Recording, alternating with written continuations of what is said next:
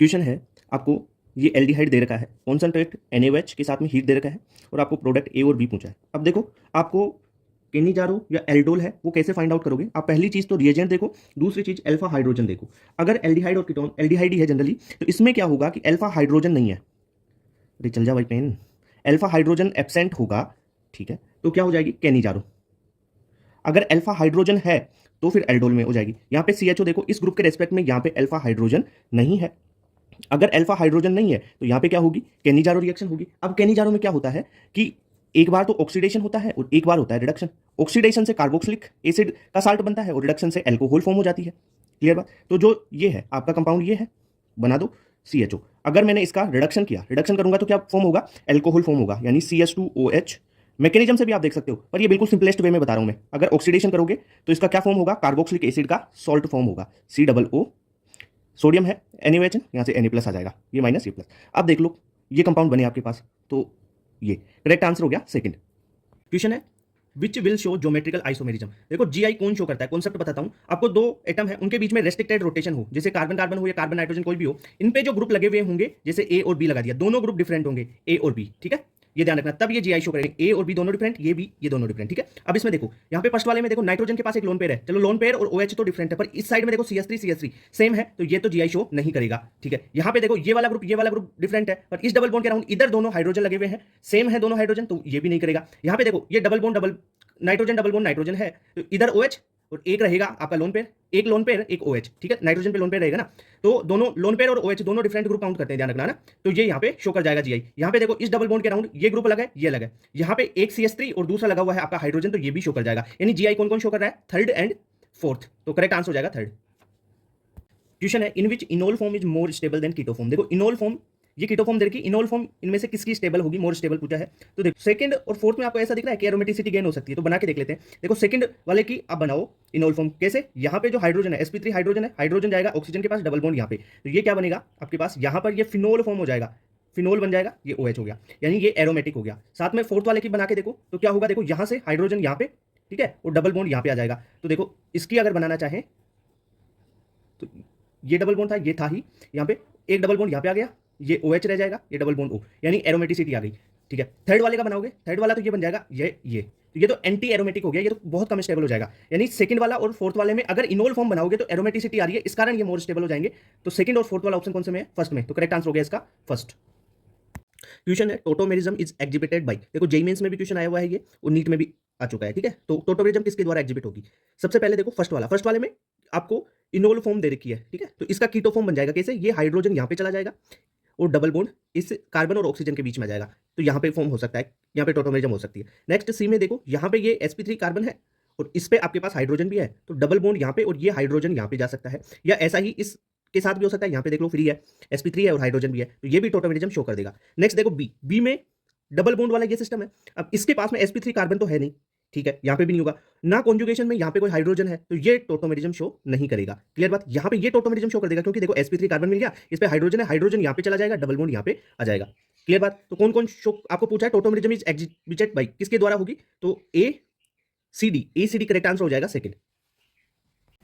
Question है correct order of acidity. जो acidic की स्ट्रेंथ है -M -H और -I ग्रुप के डायरेक्टली प्रोपोर्शनल होगी, और +M +H और +I के इनवर्सली प्रोपोर्शनल, यानी +M +H और +I ग्रुप आ गए, वो एसिडिक की स्ट्रेंथ को कम करेंगे। -M -H और -I वाली ग्रुप एसिडिक की स्ट्रेंथ बढ़ाएंगे। यहाँ पे ग्रुप देख लो, ये जो OH ग्रुप लगा हुआ है सब में सेम है, इसके रेस्पेक्ट में ग्रुप देखो, यहाँ पे NO2 है, यहाँ पे CH3 है, यहाँ पे OCH3, NO2 -M शो कर देगा, यहाँ पे कोई ग्रुप नहीं है, यहाँ पे CH3 +H शो कर देगा, M ड्यू टू +H इसे बोल सकते हैं, ये OCH3 है, ये +M शो करेगा। अब ये +M शो कर रहा है, यहाँ पे देखो +M आ गया तो घटाएगा, और प्रायोरिटी ये होती है कि M फिर H और फिर I, यानी +M घटाता है, +H भी घटाता है, प्रायोरिटी किसको दोगे, M को। तो +M तो सबसे ज्यादा घटाएगा, एसिडिक स्ट्रेंथ को बहुत ज्यादा कम कर देगा +M, तो सबसे ज्यादा एसिडिक स्ट्रेंथ माइनस वाले की, -M की, तो A की सबसे ज्यादा, A के बाद में प्लस वाले तो घटाएंगे, तो उससे अच्छा है कि बिना ग्रुप वाला हो, यानी A के बाद में B आ जाएगा, B के बाद में आ जाएगा C, और सबसे लास्ट में आ जाएगा D। सबसे कम D की क्यों हुई, क्योंकि ये +M है, देखो प्रायोरिटी में M ज्यादा होता है, अगर M घटा रहा है +M सबसे ज्यादा घटाएगा, +H से भी ज्यादा कम कर देगा एसिडिक स्ट्रेंथ को, तो करेक्ट आंसर हो जाएगा इसका थर्ड।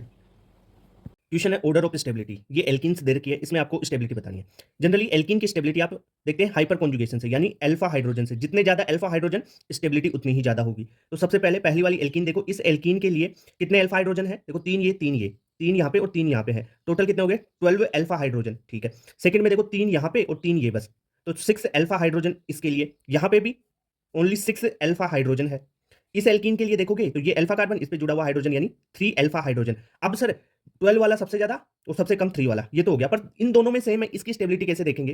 देखो आपको क्लास में बहुत डिटेल से पढ़ाया जाता है कि जो ये है सिस फॉर्म, हमेशा ध्यान रखो सिस फॉर्म है, ये है ट्रांस, ट्रांस की स्टेबिलिटी ज्यादा होती है। ये कौन सी है? ट्रांस। कैसे? देखो ये दोनों ग्रुप CH3 180 डिग्री पे लग रहे हैं, और यहाँ पे जो ये CH3 है, ये CH3 दोनों देखो सेम साइड है, तो ये क्या हो जाएगा? Cis form. सिस फॉर्म की स्टेबिलिटी कम होती है, ट्रांस की स्टेबिलिटी ज्यादा होती है। तो ए आएगा, उसके बाद में बी, फिर सी, और सबसे लास्ट में आ जाएगा डी। ठीक है, तो कौन सा हो जाएगा? सबसे पहले ए, फिर बी, सी और फिर डी। करेक्ट आंसर हो गया इसका सेकंड। क्लियर बात? क्वेश्चन है which of the following alkenes are more stable than, इससे, इस एल्कीन से मोर स्टेबल इनमें से कौन कौन सी एल्कीन है ये बताना है। सबसे पहले एल्कीन की स्टेबिलिटी किससे देखोगे?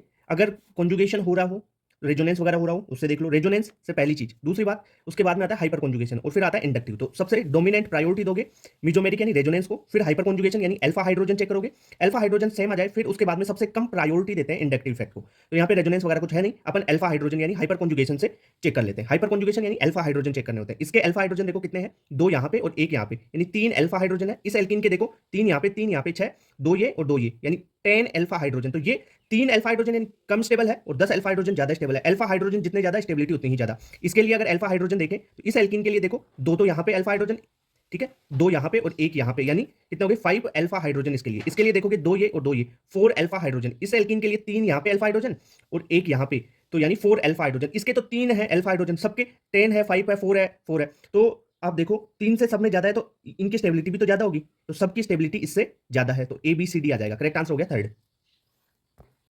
क्वेश्चन है विच इज एरोमेटिक, इनमें से कौन सा कंपाउंड एरोमेटिक है? देखो एरोमेटिसिटी के लिए क्या कंडीशन होनी चाहिए? पहला कंपाउंड साइक्लिक होना चाहिए, चारों साइक्लिक है। दूसरा प्लेनरिटी होनी चाहिए, प्लेनरिटी का मतलब sp2 हाइब्रिडाइज, देखो सारे कार्बन हैं जो sp2 हाइब्रिडाइज है, ठीक है सर, ये भी हो जाएगा। थर्ड होना चाहिए सभी में कॉन्जुगेशन, ठीक है, लगातार कॉन्जुगेशन हो। फोर्थ 4n+2 पाई इलेक्ट्रॉन, यानी हकल रूल फॉलो। 4n+2 पाई, n की वैल्यू 0 1 2 3 4 5 रखोगे तो जैसे आएंगे 2 pi electron, 6 pi electron, 10 pi electron, 14 pi electron, तो ये क्या हो जाएगा? एरोमेटिक। अगर देखो ये जो पाई इलेक्ट्रॉन्स 4 के मल्टीपल में आए तो ये एंटी एरोमेटिक होंगे, मतलब साइक्लिक प्लेनर कॉन्जुगेशन, साथ में 4 के मल्टीपल में पाई इलेक्ट्रॉन्स, जैसे 4 पाई इलेक्ट्रॉन्स आ गए, ठीक है, 8 पाई इलेक्ट्रॉन्स आ गए, 12 पाई इलेक्ट्रॉन्स आ गए, ये होते हैं एंटी एरोमेटिक। इन तीनों कंडीशन के साथ में ये आ जाए तब एंटी एरोमेटिक, इन तीनों कंडीशंस के साथ में ये हो तब एरोमेटिक। ओके सर, इतनी बात क्लियर।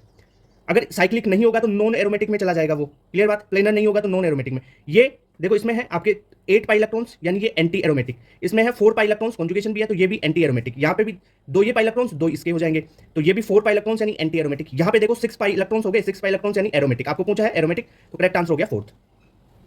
क्वेश्चन है order of basicity, basic strength का ऑर्डर बताना है। सबसे पहले देखो बेसिक स्ट्रेंथ में अगर लोन पेयर जितना जल्दी, जितना आसानी से दे देगा उतना ज्यादा बेसिक होगा। यहाँ पे नाइट्रोजन के पास लोन पेयर है, सभी नाइट्रोजन के पास, ठीक है। इस लोन पेयर को आपको डोनेट करना है H+ को, तो जो जितना जल्दी आसानी से लोन पेयर डोनेट करेगा वो उतना बेसिक होगा। इन दोनों में A और B में तो देखो ये लोन पेयर क्या है? रेजोनेंस में जा रहा है। यहाँ पे तो लोन पेयर क्या कर रहा है? रेजोनेंस, तो ये आसानी से देंगे नहीं, यानी A और B की तो बेसिक स्ट्रेंथ कम हो गई, किससे? C और D से। क्लियर बात। अब सर सी और डी में कैसे चेक करेंगे? सी और डी में देखो ये नाइट्रोजन sp3 है, देखो नाइट्रोजन sp3 है, एक नाइट्रोजन है आपका sp2, ये नाइट्रोजन सी वाला sp2 और डी वाला है sp3। अब जो sp3 है इसका इलेक्ट्रोनेगेटिविटी क्या है? कम है। इलेक्ट्रोनेगेटिविटी कम है तो लोन पेयर को रख नहीं पाएगा ना ये, और इसकी इलेक्ट्रोनेगेटिविटी ज्यादा है तो ये लोन पेयर को आसानी से रखेगा, sp2 वाला यानी ये वाला। तो ये लोन पेयर को रख सकता है, ये नहीं रख सकता, मतलब ये जल्दी डोनेट करेगा लोन पेयर, तो इसकी बेसिक स्ट्रेंथ ज्यादा हो जाएगी। डी की बेसिक स्ट्रेंथ सबसे ज्यादा, तो डी की सबसे ज्यादा समय देर की है, तो सबसे ज्यादा होगी डी की। डी के बाद में आ गया सी। अब ए और बी में देखो, बी वाला तो रेजोनेंस ही कर रहा है, ठीक है, पर ए वाले में ये हो रहा है कि अगर ये लोन पेयर, ये दोनों लोन पेयर इसके साथ रेजोनेंस में जाएंगे तो ये 6 पाई इलेक्ट्रॉन हो जाएगा, यानी कंपाउंड को एरोमेटिक बना रहे, एरोमेटिसिटी में, तो ये लोन पेयर तो दे ही नहीं पाएगा एरोमेटिसिटी में, तो बेसिक स्ट्रेंथ बी की सबसे कम हो जाएगी ए की। समझ में आई बात? तो क्या हो जाएगा ऑर्डर बेसिक स्ट्रेंथ का? DCBA। कौन से में है? DCBA। करेक्ट आंसर हो गया इसका फोर्थ। कॉन्सेप्ट समझ में आया?